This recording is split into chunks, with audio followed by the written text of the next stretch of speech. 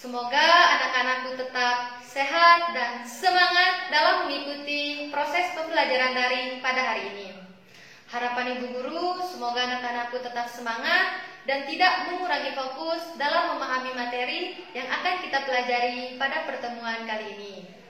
Nah, adapun materi yang akan kita pelajari pada hari ini yaitu tentang iman kepada malaikat-malaikat Allah Subhanahu wa Ta'ala.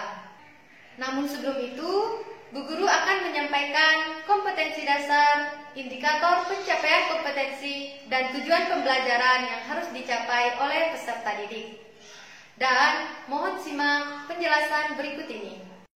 Baiklah anak-anakku sekalian, Bu Guru akan menyampaikan kompetensi dasar, indikator pencapaian kompetensi, dan tujuan pembelajaran ya.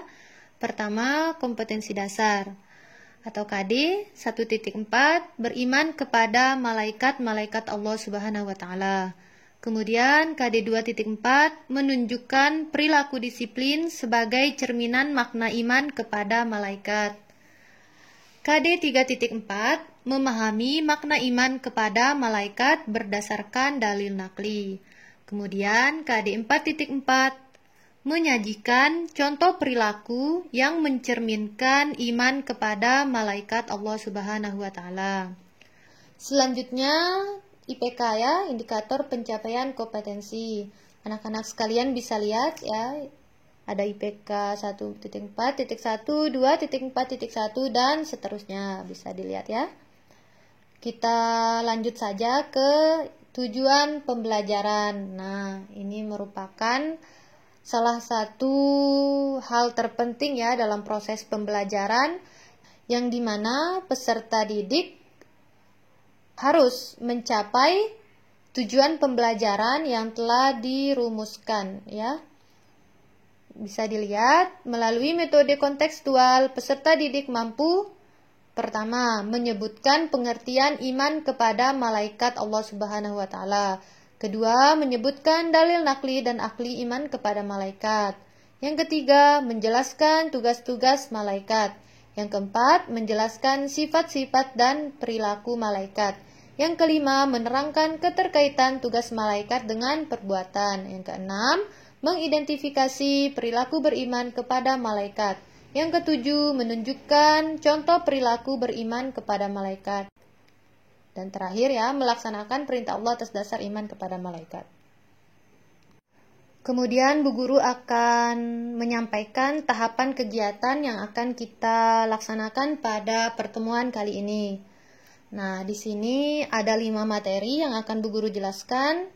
Namun sebelum itu, Bu Guru akan membagi ke 5 materi ini ke dalam 5 kelompok.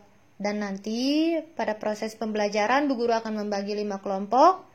Masing-masing kelompok akan menjelaskan materi berikut ya. Ini ada 5. Misalnya materi pertama, pengertian iman kepada malaikat Allah Subhanahu wa Ta'ala, akan dijelaskan oleh kelompok 1 ya. Selanjutnya materi kedua, dalil nakli iman kepada malaikat Allah Subhanahu wa Ta'ala, akan dijelaskan oleh kelompok 2 dan selanjutnya. Namun sebelum itu, Bu Guru harap anak-anakku sekalian untuk menyaksikan video yang Bu Guru kirimkan ini sampai akhir ya.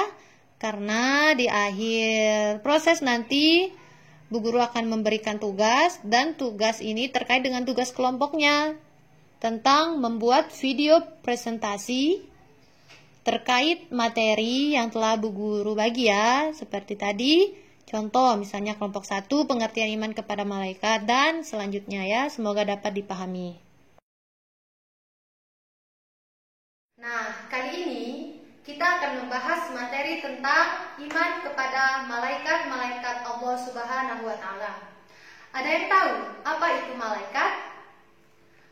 Malaikat berasal dari bahasa Arab yang artinya menyampaikan pesan.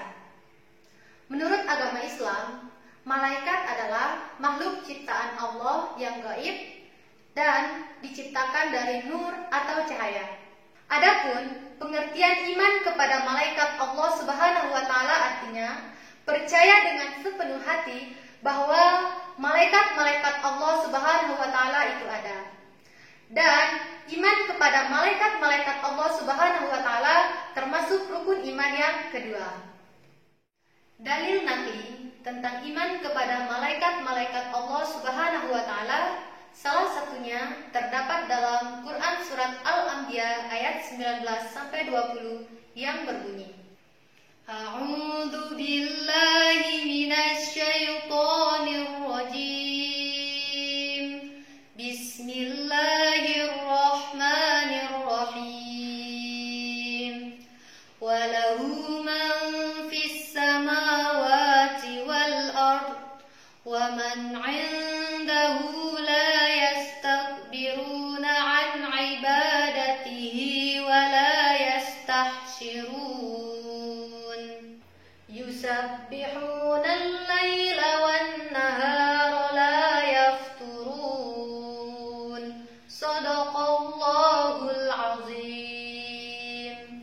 Yang artinya, dan miliknya lah apa yang ada di langit dan di bumi, dan malaikat-malaikat yang ada di sisinya tidak memiliki rasa angkuh dan tidak pula merasa letih. Mereka selalu bertasbih malam dan siang dan tiada henti-hentinya. Maha benar Allah dengan segala firman-Nya. Quran surat Al-Anbiya ayat 19 sampai 20. Kemudian materi tentang nama-nama dan tugas-tugas para malaikat Allah Subhanahu wa taala. Ada yang tahu berapa malaikat yang wajib kita ketahui? Ya, benar, ada 10. Yang pertama, malaikat Jibril. Malaikat Jibril bertugas untuk menyampaikan wahyu. Yang kedua, ada malaikat Mikail. Malaikat Mikail bertugas untuk menurunkan hujan dan membagi rezeki kepada setiap makhluk. Yang ketiga, ada malaikat Israel. Malaikat Israel bertugas untuk mencabut nyawa. Kemudian yang keempat, ada malaikat Israfil yang bertugas untuk meniup sangkakala menjelang hari kiamat. Yang kelima, ada malaikat Raqib dan keenam Atid. Nah, malaikat Raqib dan Atid ini bertugas untuk mencatat amal baik dan amal buruk manusia. Yang dimana malaikat Raqib bertugas untuk mencatat amal baik manusia dan Atid sebaliknya, mencatat amal buruk manusia. Kemudian yang ketujuh, ada malaikat Munkar dan kedelapan Nakir. Nah, tugas kedua malaikat ini yaitu menanyai manusia ketika di alam kubur. Yang kesembilan, ada malaikat Malik, yakni bertugas untuk menjaga pintu neraka. Dan yang terakhir, yang ke-10 adalah malaikat Ridwan yang bertugas untuk menjaga pintu surga. Materi selanjutnya tentang sifat-sifat dan perilaku malaikat-malaikat Allah Subhanahu wa taala. Yang pertama, selalu patuh pada perintah Allah Subhanahu wa taala dan tidak pernah berbuat maksiat kepadanya. Yang kedua, malaikat bisa berubah wujud sesuai dengan perintah Allah Subhanahu wa taala. Yang ketiga, malaikat tidak makan dan tidak minum. Yang keempat, malaikat tidak berjenis kelamin, baik laki-laki maupun perempuan. Yang kelima, malaikat tidak pernah letih dan tidak pula berhenti untuk beribadah kepada Allah Subhanahu wa taala. Yang keenam, malaikat senang mencari dan mengelilingi majelis zikir. Dan yang ketujuh, malaikat berdoa bagi hamba yang duduk menunggu sholat berjamaah. Nah, anak-anakku sekalian, ini merupakan materi terakhir tentang perilaku beriman kepada malaikat-malaikat Allah Subhanahu wa taala. Bisa dilihat yang pertama, selalu berusaha mencari dan memohon hidayah kepada Allah, bersyukur dengan cara banyak berbagi ilmu. Nah, perilaku beriman kepada malaikat-malaikat Allah ini terkait dengan nama-nama dan tugas malaikat. Contoh misalnya, untuk perilaku beriman yang pertama ini terkait dengan tugas malaikat Jibril, yakni menyampaikan wahyu ya.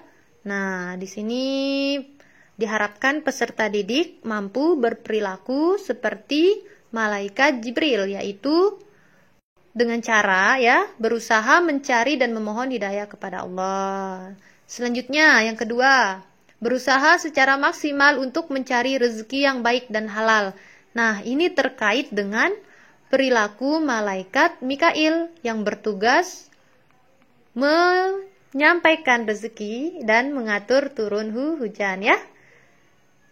Selanjutnya, yang ketiga, selalu memohon kepada Allah Subhanahu wa taala agar diselamatkan dalam menghadapi musibah huru-hara dunia maupun saat terjadinya hari kiamat. Nah, ini terkait dengan tugas malaikat Israfil, meniup sangkakala menjelang hari kiamat ya.